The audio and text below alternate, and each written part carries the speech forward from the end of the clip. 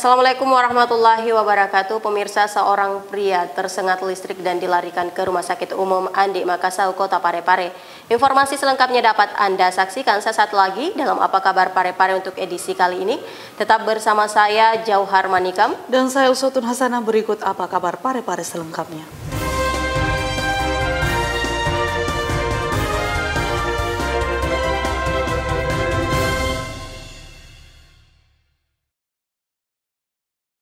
Pemirsa, program Jetstar atau Jemput Sampah Tanpa Ragu merupakan inovasi Kecamatan Ujung yang lolos seleksi administrasi Kompetisi Inovasi Pelayanan Publik 2021.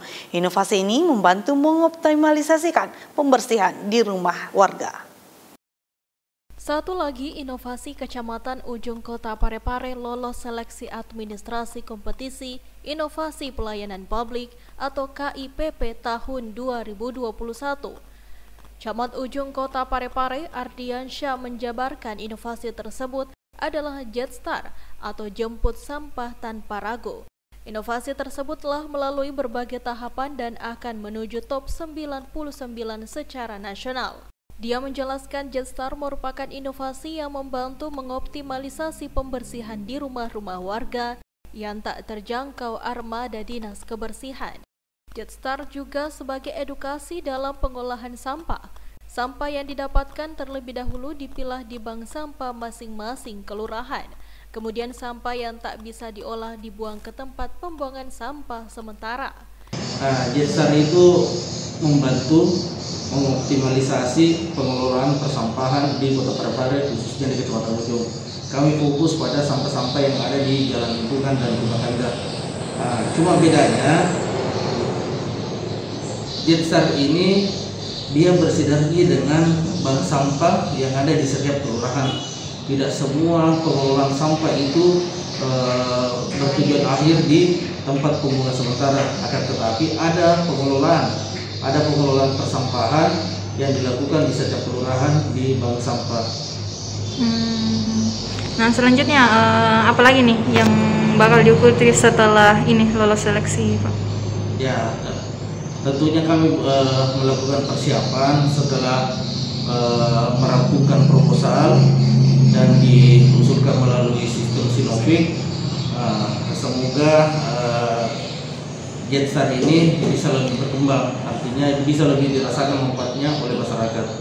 Yang ada di Jetstar ini ada kurang lebih 12 orang, dia beroperasi setiap hari. Jadi kita sudah bagi kelompok di 5 kelurahan ini, masing-masing ada rute yang kita telah tentukan. Jadi kita bersinergi juga dengan Dinas Lingkungan Hidup. Ada rute yang tidak dilalui Dinas Lingkungan Hidup, itulah yang kami lakukan rute pengambilan sampah dan pengelolaan sampah. Sejak kapan itu, Pak? Inovasi ini sejak tahun 2019. Selanjutnya pihaknya masih akan melakukan persiapan perampungan proposal menuju top 99. 12 armada Jetstar setiap harinya beroperasi. Dia berharap kedepannya Jetstar bisa dimanfaatkan oleh masyarakat.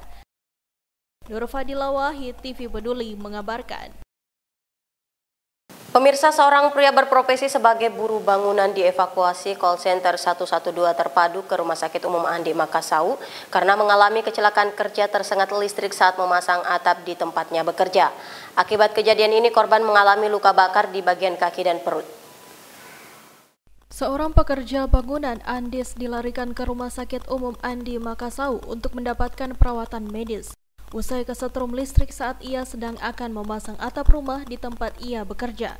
Sigap tim gabungan call center 112 terpadu milik Kota Parepare yang tergabung dari Damkar, BPBD, dan call center 112 ini terjun langsung evakuasi korban di Jalan Atletik Timur, Kecamatan Ujung, Kota Parepare, Sulawesi Selatan. Saat evakuasi, petugas mendapati korban sudah tergeletak di atap rumah dengan kondisi lemas akibat luka bakar di bagian kaki dan perut. Korban selanjutnya dibawa ke Rumah Sakit Umum Daerah Andi Makassau untuk mendapatkan perawatan medis. Informasi dari call center diinformasikan bahwa ada kecelakaan orang lagi kesetrum. Jadi kami langsung tindak lanjuti di lokasi di Jalan Atletik. Sampai di sampai di TKP si korban sudah tergeletak di lantai 2. Dengan hasil kita evakuasi karena sudah luka bakar mulai dari kaki sampai bagian perut. Jadi kronologis untuk kecelakaan karena kelalaian si korban ambil tangga dan mengenai TM tegangan menengah listrik PLN, jadi sehingga bersentuhan dengan kabel listrik, akhirnya kesetrum, jadi langsung jatuh. Untungnya tidak jatuh langsung ke bawah, jadi langsung terletak di lantai 2. Jadi kami sampai mengevakuasi menggunakan tangga dan alhamdulillah berhasil kami bawa ke rumah sakit. Erwin, TV Peduli mengabarkan. Pemirsa, Wakil Wali Kota buka pengundian hadiah Simpedes BRI periode kedua yang diselenggarakan di Ballroom Hotel Kenari Kota Parepare. Berikut liputannya. Wakil Wali Kota Parepare Haji Pangeran Rahim hadir sekaligus membuka pelaksanaan penarikan hadiah Simpedes periode kedua Bank BRI di Ballroom Hotel Kenari, Senin 24 Mei 2021. Wakil Wali Kota Parepare Haji Pangeran Rahim saat membacakan sambutan Wali Kota Parepare mengatakan BRI Cabang Parepare sebagai salah satu BUMN di Kota Parepare dan sekaligus sebagai suatu entitas bisnis harus memiliki kepedulian yang tinggi dalam membantu menggerakkan perekonomian di Kota Parepare.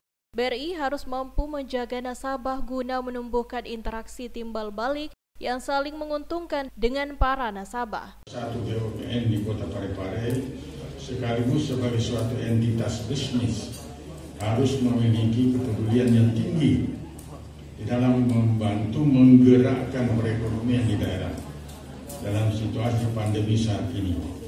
BRI Cabang Parepare kita berharap semakin mampu menjaga nasabah dan memanjangkan nasabah guna menumbuhkan interaksi timbal balik yang saling menguntungkan antara BRI Cabang Parepare dengan para nasabah. Pada kesempatan tersebut, Wakil Wali Kota Haji Pangeran Rahim berharap Bank BRI Cabang Parepare menjadi contoh terdepan dalam menerapkan protokol kesehatan di setiap kantor layanan BRI di Kota Parepare. Sementara itu, pemimpin BRI Cabang Parepare, Joni Arianto, mengungkapkan panen hadiah Simpedes merupakan pengundian hadiah bagi seluruh gabungan nasabah Simpedes di Kota Parepare. Panen hadiah Simpedes ini merupakan pengundian hadiah bagi seluruh nasabah gabungan Simpedes BRI Parepare di seluruh kantor BRI, di mana kantor BRI Parepare ini terdiri dari 1 kantor cabang, 7 kantor unit, dan 2 kantor teras, dan 1 kantor cabang pembantu. Syaril Sandi, TV Peduli mengabarkan. Pemirsa, upaya menciptakan birokrasi yang dinamis guna mendorong efektivitas dan efisiensi kinerja pada sistem kerja birokrasi. Dalam waktu dekat, pemerintah Kota Parepare akan melakukan penyederhanaan birokrasi dengan mengalihkan eselon 4 setara dengan jabatan fungsional. Menteri Pendayagunaan Aparatur Negara dan Reformasi Birokrasi atau Menpan RB, Cahyo Kumolo telah memangkas 39.000 jabatan aparatur sipil negara atau ASN setingkat eselon 3 dan 4 atau sekitar 90% hingga Februari 2021. Berkaitan hal penyederhanaan birokrasi tersebut, pemerintah daerah Kota Parepare sendiri ada sebanyak 238 eselon 4 juga akan dialihkan setara dengan jabatan fungsional. Hal tersebut dikatakan Kabak Organisasi Setdako Parepare, Ewe Aryadi, Senin 24 Mei 2021. Menurutnya dari 503 jabatan pengawas, namun hanya kurang lebih 238 yang sesuai kriteria yang bakal diusulkan. Ketika disetujui oleh Kementerian Dalam Negeri dan Kemenpan RB, tahun ini tambahnya dalam kurun waktu Juli hingga Desember 2021, Pemkot Parepare bakal menggelar pelantikan pejabat. Jadi dari pemetaan yang kami sudah lakukan, itu ada kurang lebih sekitar 503 jabatan pejabat pengawas gitu ya, atau eselon 4 yang ada di Kota Parepare.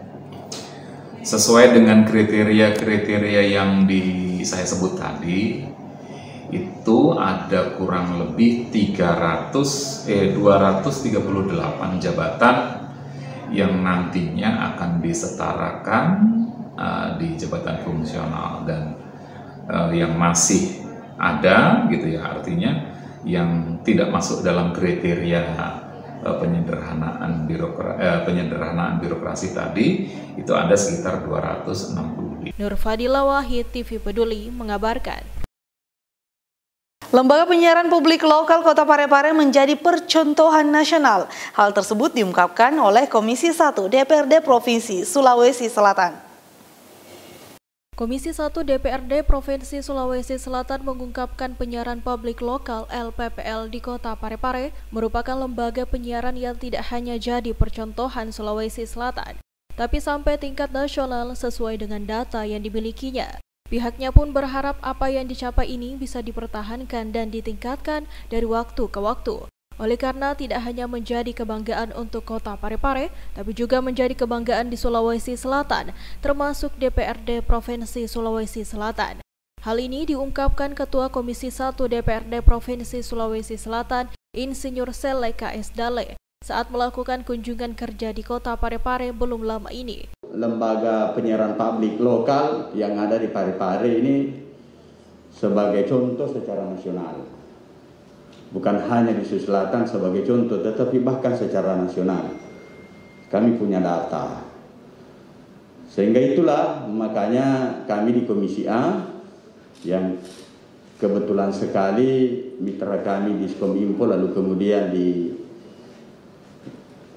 Diskominfo ada KPID, makanya kami mengagendakan secara khusus untuk datang ke Parepare untuk paling tidak silaturahmi, dan yang kedua memastikan hal-hal yang baik yang ada di Kota Parepare ini bisa berlanjut secara terus-menerus, meningkat dari waktu ke waktu, karena bukan hanya Parepare, kebanggaan Parepare apa yang diraih dan diperoleh selama ini, tetapi menjadi kami juga di Sulawesi Selatan, di DPRD menjadi bangga bahwa tidak ketinggalan amat kita di Sulawesi Selatan ini kalau kita bicara soal lembaga penyiaran yang mengikuti perkembangan regulasi yang ada. Kunjungan kerja tersebut selain bersilaturahmi dengan lembaga penyiaran di kota ini, juga memastikan kesiapan pemerintah kota dalam menerapkan regulasi baru, yakni migrasi TV analog ke TV digital yang diberlakukan tahun 2022 mendatang. Seperti diketahui, pemerintah Kota Parepare memiliki 2 lembaga penyiaran publik lokal, LPPL, yakni Radio Peduli dan TV Peduli, yang selama ini menjadi langganan dalam meraih penghargaan di setiap event KPID Award yang diselenggarakan oleh Komisi Penyiaran Daerah Indonesia Provinsi Sulawesi Selatan. Syaril Sandi, TV Peduli mengabarkan. Lembaga Sosial Kemanusiaan Amal Foundation kini berdiri di Kota Parepare untuk mengambil bagian dalam misi kemanusiaan. Bahkan beberapa waktu yang lalu, peresmian lembaga amal ini dilakukan langsung Wakil Ketua Mahkamah Agung Andi Samsan Ngandro, ditandai dengan dilakukannya pemukulan gong. Wakil Ketua Mahkamah Agung Republik Indonesia Andi Samsan Ngandro Sabtu sore lalu meresmikan Amal Foundation, salah satu yayasan yang bergerak di bidang kemanusiaan. Peresmian berlangsung di Jalan Abu Bakar Lambogo, Kota Parepare, dengan ditandai pemukulan gong sebagai tanda resminya Amal Foundation.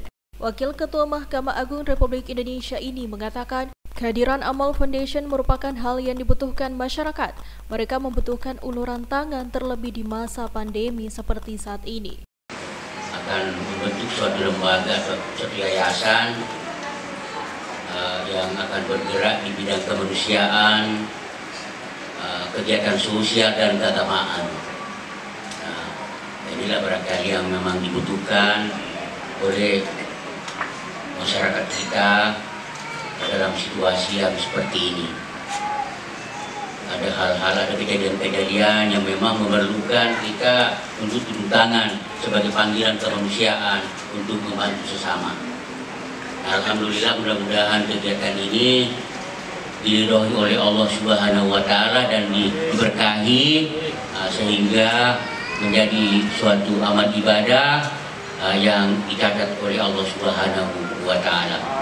Bercerita tentang kota Parepare, Samsan menjelaskan Parepare baginya adalah kota yang tidak terlalu besar tapi bersahaja dan terkenal di mana-mana. Hal ini dibuktikan dengan banyaknya event nasional yang dilaksanakan di Parepare.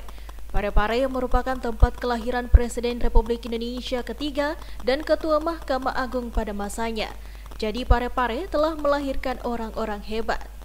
Sementara pembina Amal Foundation Andi Muzakir Akil mengatakan yayasan tersebut dibangun dari inisiasi saudara dan kerabat terdekat yang bergerak dalam bidang sosial, sekaligus menjadi latar belakang lahirnya Amal Foundation. Sama-sama kita bangun, kita inisiatif oleh baik maupun saudara-saudara maupun kawan-kawan sahabat yang mana selama ini bergerak memang jiwanya di hal-hal yang berhubungan dengan hal-hal sosial, sehingga inilah yang melatar belakangi terbentuknya Amal Foundation. Sedikit saya berikan informasi yang mulia bahwa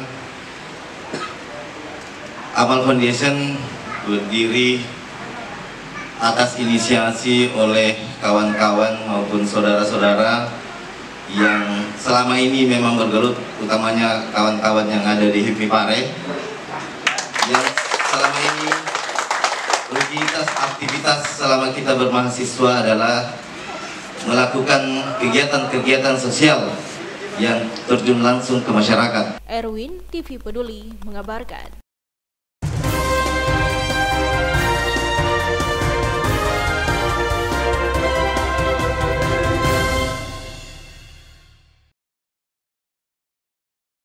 Pemirsa, informasi tadi sekaligus mengakhiri perjumpaan kita kali ini. Terus perbarui informasi Anda seputar Kota Parepare dengan menyaksikan persembahan dari TV Peduli. Dan ingat, tetap patuhi protokol kesehatan dengan rajin mencuci tangan, menjaga jarak, dan memakai masker saat beraktivitas. Saya Usatun Hasanah. Saya Jauhar Manika mewakili segenap kru yang bertugas mengucapkan terima kasih atas kebersamaan Anda dan sampai jumpa.